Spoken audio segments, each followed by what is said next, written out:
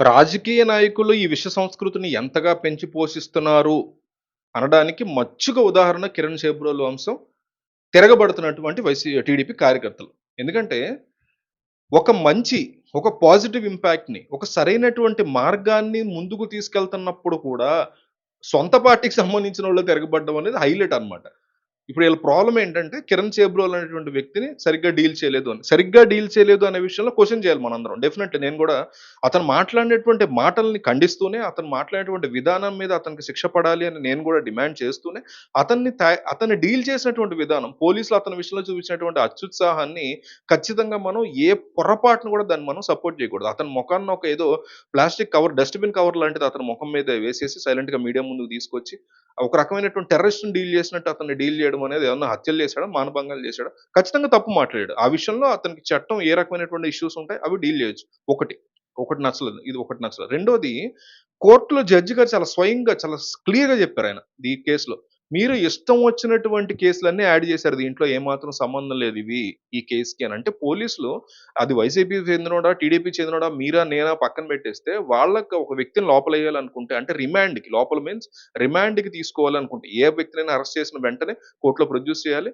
Court remand విధిస్తే ఇవ్వాలి. లేదంటే బెయిల్ మీద బయటకొస్తాడు ఆ వ్యక్తి. బేసిక్‌గా ఇట్లా ఉంటది. లేదా కేస్ కొట్టేస్తాడు. 3 జరుగుతాయి.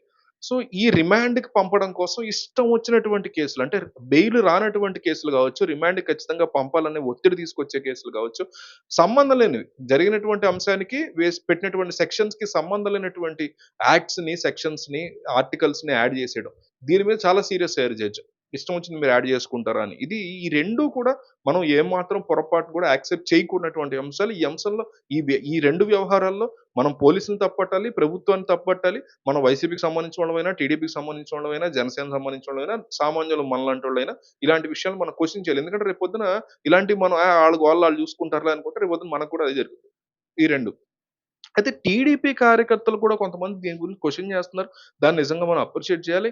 అయితే వీళ్ళు వాళ్ళ యొక్క పరిధిని క్రాస్ చేసి చంద్రబాబు నాయుడు మీదే తిరగబడేటువంటి సిట్యుయేషన్ ఎందుకొచ్చింది? ఎందుకొచ్చిందంటే వైసీపీలో అనేక మంది బూతులు తిట్టడం, అనేక మంది ఏది పడితే అది మాట్లాడడం, బోరుగడ్డ అనిల్ లాంటోళ్ళు అరెస్ట్ అయినా, పోసాని లాంటోళ్ళు అరెస్ట్ అయినా, కార్యకర్తల లెవెల్‌లో పచ్చి బూతులు మాట్లాడుతూ చంద్రబాబును గాని, ఆ ఫ్యామిలీని గాని హీనంగా, నీచంగా మాట్లాడేటువంటి సందర్భాలు అనేకం ఉన్నాయి. వాళ్ళ పట్ల కనీసం చర్యలు కూడా తీసుకోకుండా కిరణ్ చేబ్రోల్ మీద తీసుకున్నారనేటువంటిది బిగ్గెస్ట్ ప్రాబ్లమ్ టీడీపీ వాళ్ళకి. నేనేమంటున్నానంటే ఖచ్చితంగా వైసీపీ వాళ్ళు ఎవరైతే తిట్టారో ఈ చంద్రబాబు నాయుడు ఫ్యామిలీను, కుటుంబాన్ని, నారా బ్రాహ్మణి గురించి పచ్చి బూతులు మాట్లాడారు చాలా వరస్ట్‌గా. నారా భువనేశ్వర్ గురించి మాట్లాడినటువంటి సందర్భాలున్నాయి. వాళ్ళని ఎందుకు వదిలేశారు అని క్వెషన్ చేయండి. కానీ కిరణ్ చేబ్రోల్‌ని వెనకేసుకునేటువంటి కార్యక్రమాన్ని చేయటం వల్ల అసలైనటువంటి బేసిక్ రూట్ కాజ్ ఏదైతే ఉందో దాన్ని మర్చిపోయి బిహేవ్ చేస్తున్నారు. రాజకీయ నాయకులు ఎంత వరస్ట్ మెంటాలిటీలు తయారు చేశారంటే చూడండి. వైసీపీలో ఎవడన్నా తప్పు చేస్తే వైసీపీ గవర్నమెంట్‌లో ఉంటే వైసీపీ ఆడిని అరెస్ట్ చేస్తే, వైసీపీ గవర్నమెంట్‌లో ఉన్న పోలీసులు ఆళ్ళని అరెస్ట్ చేస్తే వైసీపీయే తిరగబడే పరిస్థితి ఈరోజు జగన్ మీద. అది చంద్రబాబు నాయుడు గవర్నమెంట్‌లో ఉన్నప్పుడు చంద్రబాబు పార్టీకి సంబంధించిన వ్యక్తి చాలా దారుణంగా, నీచంగా మాడి తప్పు చేస్తే అతన్ని అరెస్ట్ చేస్తే వీళ్ళందరూ చంద్రబాబు మీద తిరుగుబడుతున్నారు.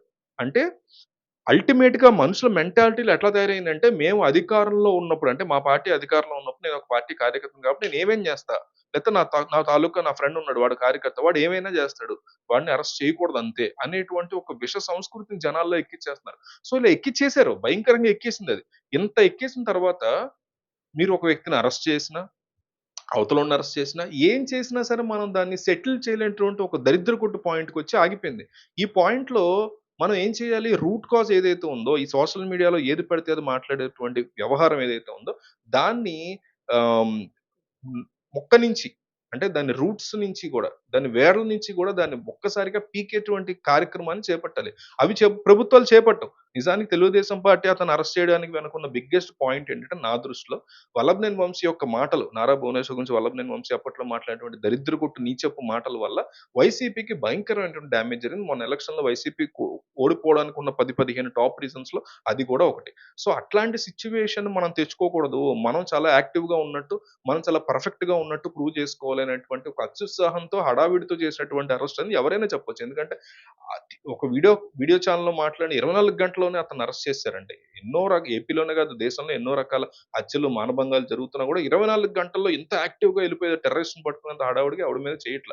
వీళ్ళు ఎందుకు చేశారయ్యా అంటే they want to show public neutral audience, neutral people ఉంటారు కదా! వైసీపీ వాళ్ళు కాదు, టీడీపీ వాళ్ళు కాదు.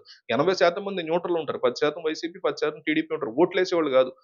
ఎప్పుడు ఓట్లు వేయడం మారుతూ ఉండే న్యూట్రల్ పీపుల్ ఉంటారు 70-80% మంది. వీళ్ళకి చూపించాలి. చూసారా? అప్పట్లో ఆడట్లా మాట్లాడిన ఒక ఎమ్మెల్యే ఆళ్ళేం చర్యలు తీసుకోవాలా? మేము చర్యలు తీసుకున్నాం చూడండి అని చూపించుకోవడానికి మాత్రమే ఈ అరెస్ట్ అనేది చాలా స్పష్టంగా తెలుస్తుంది. ఎందువల్ల అంటే అది అక్కడితో ఆగిపోద్ది కాబట్టి. దాని తర్వాత ఏ రకమైనటువంటి రూట్ కాజ్‌ని ఎట్లా డ్యామేజ్ చేయాలి? ఇట్లా జరగకూడదు. ఇంకోసారి ఇంకొక 'కిరణ్ చేబ్రోలో' ఇంకొక 'బోరగడ్డ అనిలో' ఇట్లా మాట్లాడకుండా ఉండాలంటే ఏం చేయాలి అనే దాని గురించి మాత్రం ఏ ప్రభుత్వం, ఈ ప్రభుత్వం ఎళ్ళదు, గత ప్రభుత్వం ఎళ్ళదు, రేపొద్దున ఇంకో ప్రభుత్వం వస్తే ఆళ్ళు కూడా ఎళ్ళరు. వీళ్ళు కంప్లీట్‌గా స్టిక్ ఆన్ అయిపోయేది మాత్రం ఆ కాసేపు హడావుడి చేయటం, దాని గురించి చూపించుకోవడం. రేపొద్దున అతనికి బెయిల్ వస్తే మేబీ బయటికి రావచ్చు. బయటకొస్తే మళ్ళీ అతని మీద ఎవరైనా దాడి చేయొచ్చు వైసీపీ వాళ్ళు.